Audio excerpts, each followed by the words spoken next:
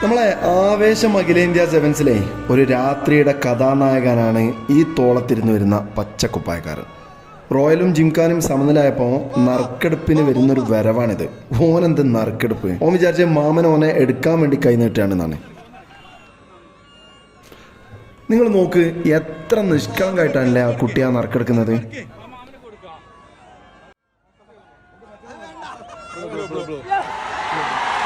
നറുക്കെടുപ്പ് റോയലിനാണ് വീണത് എന്നറിഞ്ഞപ്പോൾ റോയലിൻ്റെ മാനേജർ നമ്മളെ നൗഷാദൊക്കെ കാട്ടിക്കൂട്ടിയത് കണ്ടോ നിങ്ങൾ?